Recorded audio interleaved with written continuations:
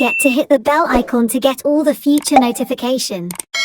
Hello manga lovers, welcome back to my channel. Hi, I'm Shairi and today I'm here to explain episode 8 of Undercover Chaebol High School. I hope you already have watched the complete story up to episode 7. If not, don't worry. The link is in the description box below. Go check it out. If you enjoy my video, don't forget to like the video, subscribe to the channel and keep sending me your lovely comment. So, without any further delay, let's step straight into the video. तो episode 8 की starting में हमें दा को दिखाया जाता है जो कि बहुत ही बुरी तरीके से बहुत ज्यादा लोगों को पीट रही होती है एंड वहां पर वो पीट कर उन लोगों को एकदम अधमारा सा कर देती है। मतलब वो इतना ज्यादा पावरफुल इस पोजीशन में दिख रही होती है। तो वहां पर एक बंदा उसको कॉल करता है और उसको पूछता है कि हे दा क्या तुम ठीक हो? आई ओके? तूने अभी तक बॉस को कॉन्टेक्ट किया? तो दा पूछते कि व्हाट डू यू मीन? तेरा मतलब क्या है? कुछ हुआ है क्या? तो वहां से वो बंदा बोलता है कि लुक लाइक प्रेसिडेंट ली ने हमारे बॉस को चीट किया है। इट्स ऑलमोस्ट ओवर, सब खत्म हो गया, भाग जा, जितनी दूर हो सकता है उतनी दूर भाग दे तू, और खबरदार यहाँ वापस आने के बारे में सोचना भी मत। दा भाग जा वहां से,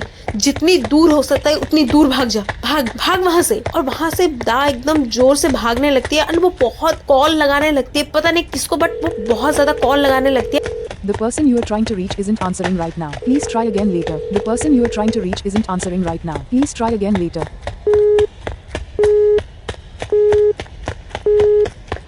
पता नहीं किसको, बट वो बहुत ज्यादा कॉल लगाने लगती है और उस मोमेंट में बस उसको निराशा ही हाथ लगता है और वो बहुत ही ज्यादा रेस्टलेस होके वहां पर वो बस भागती जा रही होती है। मतलब वो एकदम खून से लथपथ होती है पर फिर भी वो भागती जा रही होती है और वो वहां पर गुस्से से वो फोन पटक देती है एंड वहां पर बैठ के वो रोने लगती है। एक जगह पर बैठ के वो ना बहुत जोरों से रोने लगती है, मतलब इतना जोरों से वो रोने लगती है कि ऐसा लग रहा है कि वो वहां पर बहुत ज्यादा डिप्रेस हो रही होती है एंड वो ये सोच रही होती है कि क्यों मैं ऐसा क्यों फील कर रही हूँ, मुझे दर्द क्यों हो रहा है, मेरे को फर्क नहीं पड़ना चाहिए, मेरा क्या है, मैं तो वापस अपने पोजीशन में वापस जा सकती हूँ ना, फिर मुझे इतना दर्द, मुझे इतना तकलीफ क्यों हो रहा है, मुझे ऐसा फील क्यों हो रहा है, नहीं ये नहीं हो सकता, ऐसा नहीं हो सकता, मुझे इतना गुस्सा क्यों आ रहा है, ये बस एक सिंपल चीज तो है, मैं अपने पोजीशन में वापस चली जाऊंगी, नहीं मैं वापस चली जाऊंगी, हाँ वापस चली जाऊंगी, बट मेरे पास तो ऐसा कोई जगह नहीं है, ना तो वापस जाने के लिए कोई फैमिली, मेरे पास तो कुछ भी नहीं है, कहाँ जाऊंगी मैं, हाँ कहाँ जाऊंगी। तो वहां पर उसको आवाज देने लगता है कोई, हे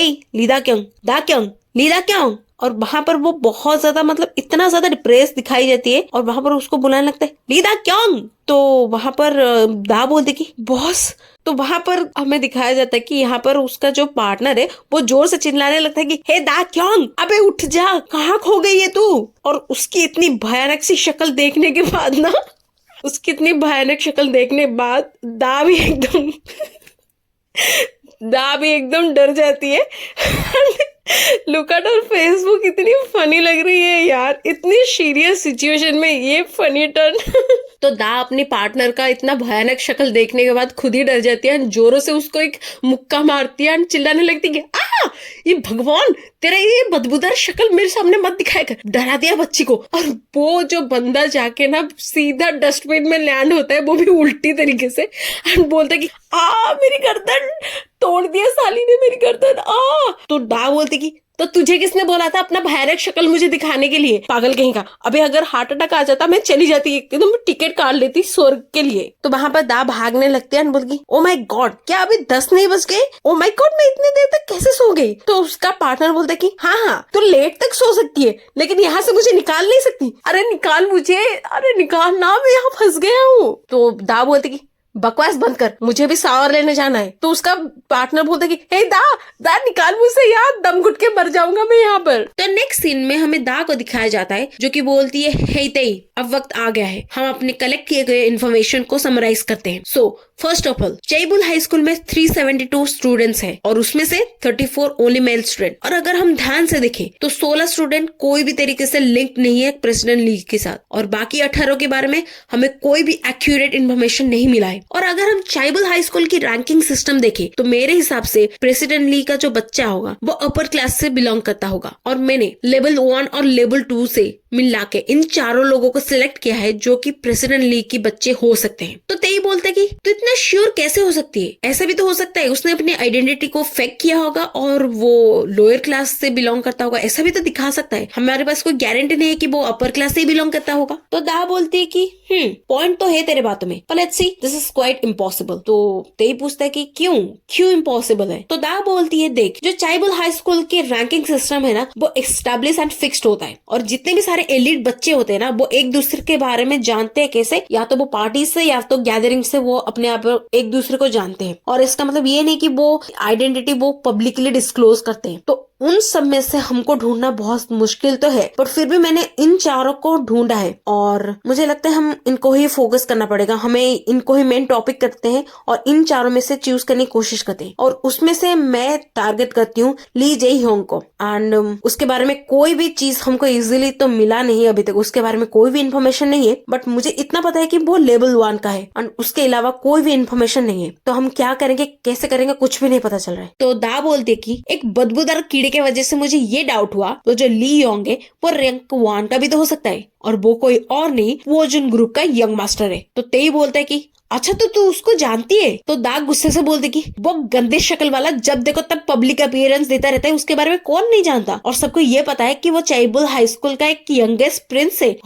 और एक बात, वोजन एंड सायोंग कॉर्पोरेशन दोनों ही रिलेटेड है एक दूसरे से और हमको ये पता करना होगा कि इन दोनों ग्रुप के अंदर जो रिलेशनशिप है वो कैसा है। तो तेई बोलते कि अच्छा ठीक है हम देख लेंगे। और वहां पर दा बोलते कि एंड ऑल्सो मुझे किसी और के ऊपर भी शक है और वो सस्पिशियस पर्सन है लेवल 1 का हान जूंगवॉन, मिस्टर हान। तो जय बोलता है कि क्या? बट वो तो कोई आइडल और एक्टर का जैसा नहीं दिखता था, तुझे उस पे क्यों डाउट है? तो दा बोलता है कि अपना मुंह बंद रख, समझा? जब देखो तब वो लड़का बकबक बकबक होता रहता है, पता नहीं इतना सारा बातें लाता कहाँ से वो। एंड वो चिल्ला के बोलती कि इसको देखने से ही मुझे लगता है कि इसमें कोई गड़बड़ है, मुझे तो पहले दिन से इस पर शक है। स्पेशली जब वो मेरे साथ फ्लर्ट करने लगता है ना, तब मुझे उसके ऊपर बहुत ज्यादा गुस्सा आता है, इतना फ्रस्ट्रेशन फील होता है ना, उसके मुंह पे 2-4 मुक्की मारने का मन करता है मुझे। एंड कितने दिन हुआ है हम दोनों को एक दूसरे को जानते हुए, हाँ पहचानते हुए, और वो चला है मुझे कंट्रोल करने के लिए जैसे मैं कोई चीज हूँ। लाइक सीरियसली मन तो कर रहा है 2-4 मुक्के मार दूं, 2-4 थप्पड़ मार दूं उसे। तो तेई बोलता है कि इट डजंट मैटर यार, ऐसा लग रहा है कि वो तुम दोनों कपल हो और उसने तेरे को चीट कर दिया और तुझे वहां बहुत ज्यादा गुस्सा आ रहा है। तो दा बोलते कि सुना, अपने जबान में थोड़ा लगाम दिया कर वरना तेरे मुंह को मैं सिल दूंगी। तू चाहता है मैं तेरा मुंह सिल दूं? हाँ। तो तेई बोलता है कि अरे मेरी माँ ठंड रख, ऐसा भी तो हो सकता है वो बिल्कुल तेरा जैसा ही हो। तो दा बोलते कि सीरियसली उसके बारे में हमें कुछ भी नहीं पता चला, उसकी आइडेंटिटी के बारे में हमें कुछ नहीं पता चला और वो इवन कि उस स्कूल का स्टूडेंट भी नहीं है। तुझे लगता है कि वो मेरे जैसा है? एंड नो मैटर मैं कितना ढूंढने की कोशिश करती हूँ, मैं कितना उसके बारे में इन्फॉर्मेशन गैदर करने की कोशिश करती हूँ, मुझे कुछ नहीं मिलता, जैसे कि किसने सारी चीजें जानबूझ के छुपा दिया हो। हाँ, और तुझे लगता है कि वो सिंपल है? हाँ। And it was the first time in my life कि मैं ऐसे इंसान से मिली हूँ पहली बार। एंड जब देखो तब वो मेरे ऊपर चिपकता रहता है, मेरे को लगता है जैसे कि वो मेरे ऊपर इंस्पेक्शन कर रहा है। लाइक सीरियसली कोई पुलिस ऑफिसर है क्या वो? हाँ। तो ते बोलता है कि तो तेरे कहने का मतलब ये है कि उसे पता है कि तेरी आइडेंटिटी क्या है, हाँ, और वो जानबूझ के तुझे पर्पसली अप्रोच कर रहा है। इट्स इम्पॉसिबल, यू नो ना, क्या बकवास कर रही है, ऐसा पॉसिबल नहीं है। तो दा बोलती कि क्यों? तो ते बोलते कि तुझे पता है ना, सोसाइटी के हिसाब से मैं उनके नजर में मर चुका हूँ और तू वो पर्सन है जो कि अभी तक पैदा भी नहीं हुई है और तुझे लगता है कि वो तेरी आइडेंटिटी जानता है। Seriously no one know your true identity, किसी को भी नहीं पता है कि तू कौन है, कहाँ से आई है, कैसा है ये। तो दाव बोलती कि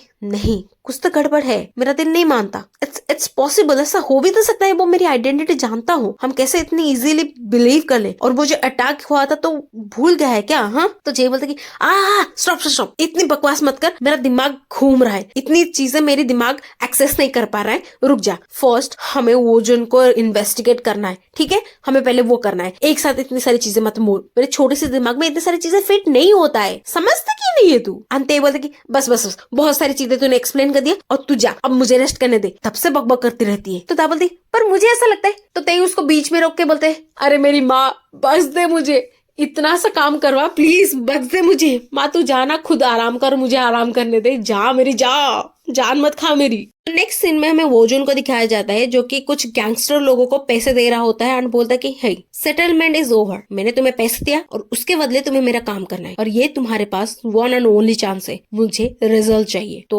वो एक गैंगस्टर बोलता है कि अच्छा मुझे पिक्चर दो। तो वोजुन बोलता है कि पिक्चर, और मेरे पास उसका कोई पिक्चर नहीं है। एंड वो बोलता है कि हे वेट, शायद है। तो वहां पर वो अपने फोन को देख के क्रीपी सा स्माइल करता है एंड उसको ना इंस्टाग्राम का पोस्ट दिखाता है और बोलता है कि हे देखो ये जो काले वालों वाली लड़की है ना वो है तुम्हारा टारगेट, पिंक वाली नहीं, काले हेयर वाली। तो वो गैंगस्टर बोलता है कि स्कूल स्टूडेंट करेक्ट, क्या तुम्हें नहीं लगता इस लड़की के लिए केवल मैं ही काफी हूँ और इस बच्चे के लिए इतने सारे लोग हायर करने की क्या जरूरत है, इसे तो मैं अकेले ही सिंगल हैंडेड ही संभाल लूंगा। तो वहां पर वो वोजुन गुस्से से बोलता है कि तुम्हें क्या लगता है मैं यहाँ पर मजाक करने आया हूँ, वो लड़की कोई ऐसी वैसी लड़की नहीं है, ठीक है। अगर वो वीक होती तो क्या वो मेरी दांत और मेरी जबड़ा तोड़ सकती थी? हाँ, उसके वजह से मुझे अपने दांत और जॉ की सर्जरी करवानी पड़ी। हाँ, तुम्हें क्या लगता है मैं कोई बीमार इंसान हूँ? हाँ, और अगर तुम्हें लगता है कि वो इतनी वीक है, तुम जैसे नमूनों को मुझे अगर मैं सिंगल हैंडेडली उसको संभाल सकता था तो तुम लोगों की जरूरत ही क्या है? हाँ, तो वो गैंगस्टर बोलता है कि ऑलराइट डोंट वरी, हम सब कुछ संभाल लेंगे। तो वहां पर और एक गैंगस्टर बोलता है कि हे बिग ब्रदर, तुम्हें नहीं लगता कि ये जो लड़की है वो कुछ सिमिलर सी दिखती है? तो वो